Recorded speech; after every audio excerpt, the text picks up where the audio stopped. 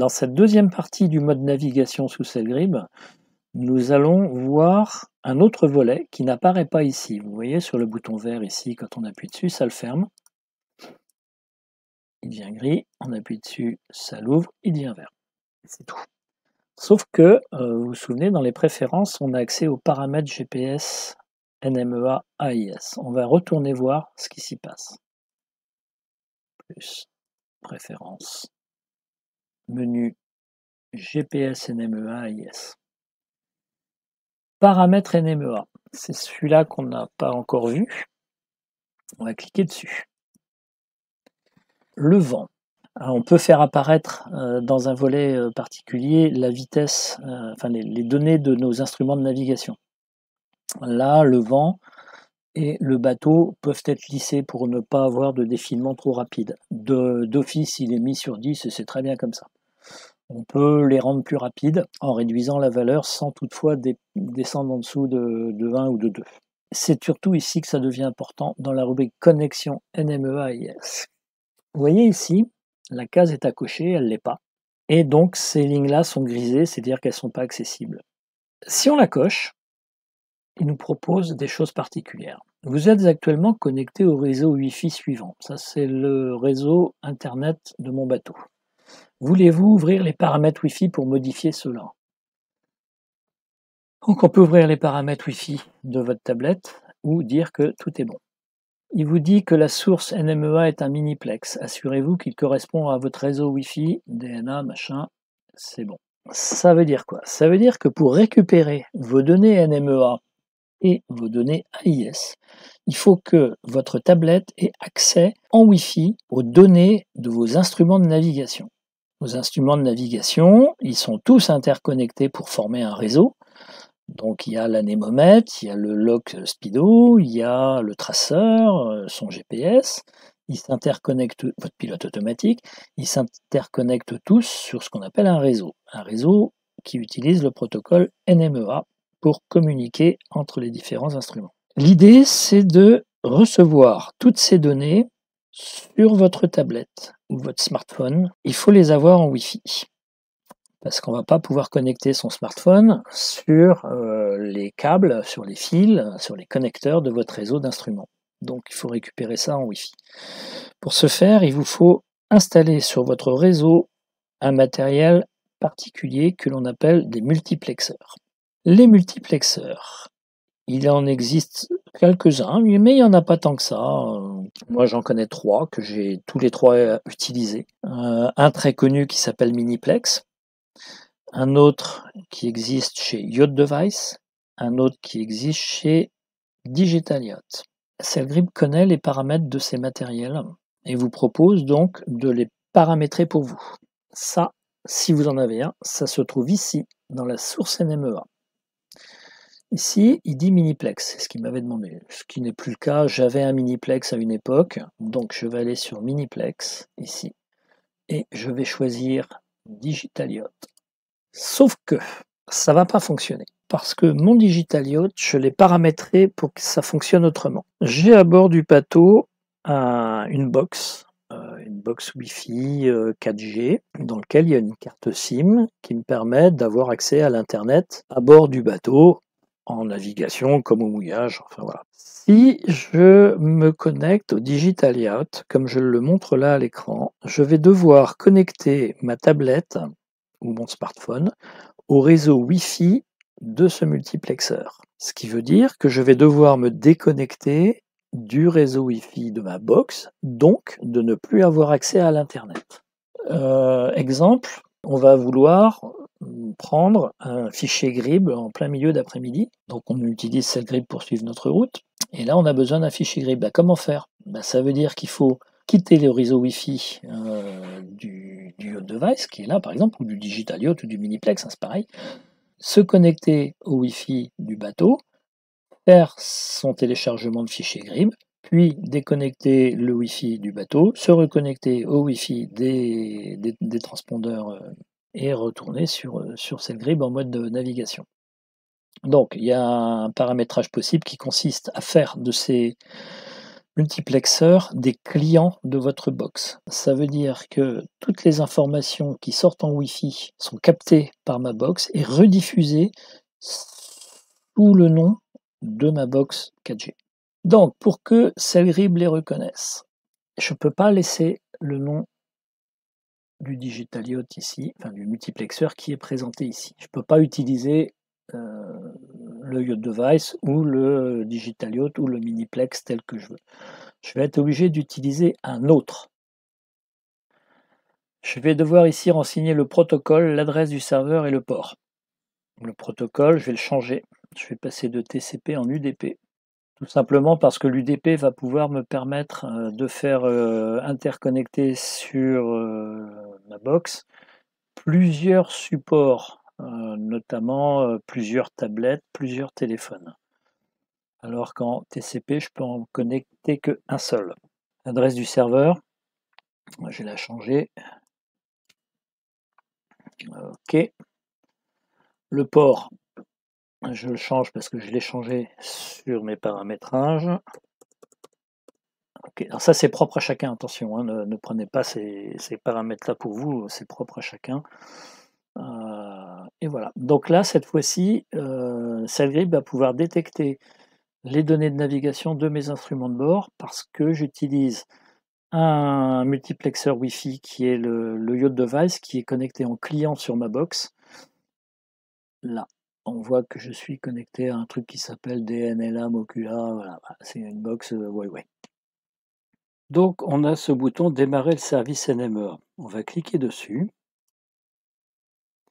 Et là, on voit que le service NMEA est commencé puisque l'on voit défiler ici une liste de phrases NMEA qui transitent sur mon réseau Wi-Fi.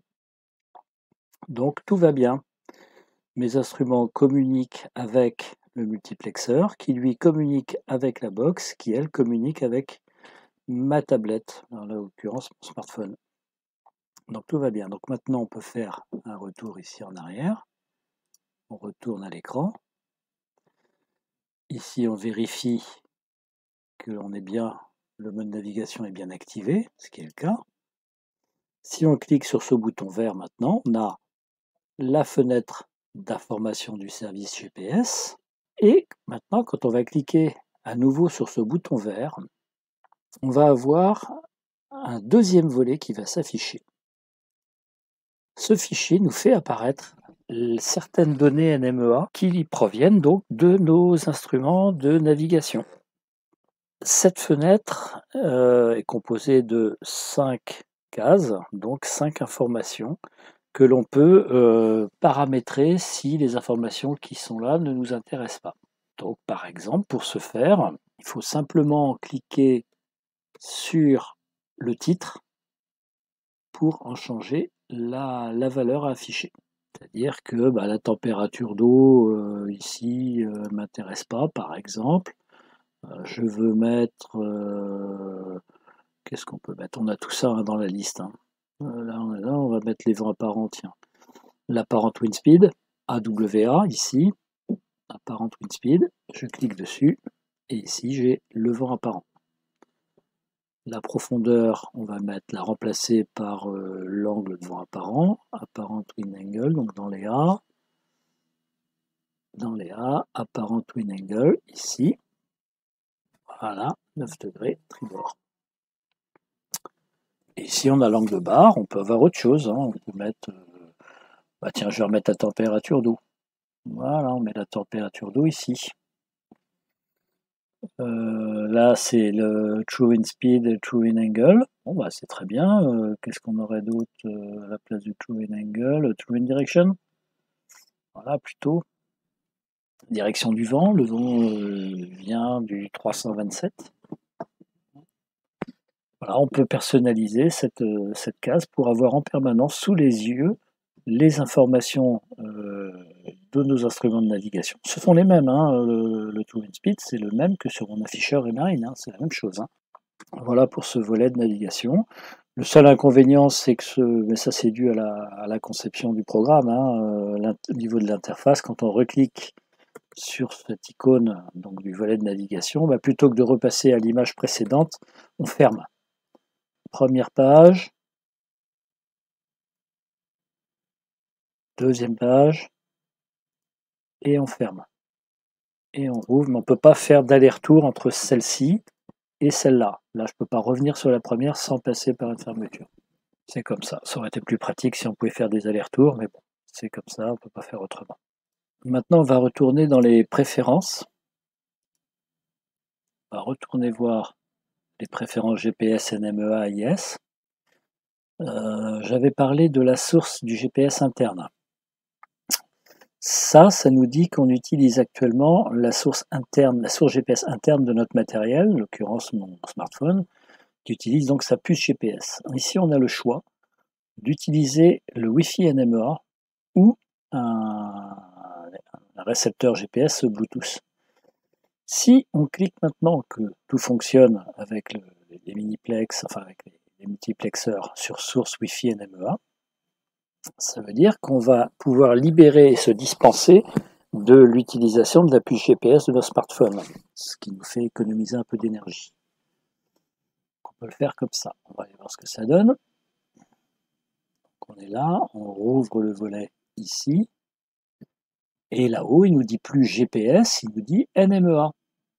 Europe, Paris, la latitude, la longitude. Il ne nous donne pas la précision, il nous donne ce qu'il reçoit comme information au travers du réseau NMEA. Je l'utilise pas finalement cette donnée-là parce qu'il semblerait que y a un bug au niveau d'Android qui a du mal à gérer les phrases NMEA, certainement dû au flux très rapide de phrases. Je sais pas, je n'ai pas l'explication précise, hein. Mais on rencontre un bug quand on utilise cette source NMEA, donc vaut mieux utiliser sa source GPS interne pour plus de précision. C'est dommage parce que ça consomme un peu plus d'énergie sur mon téléphone.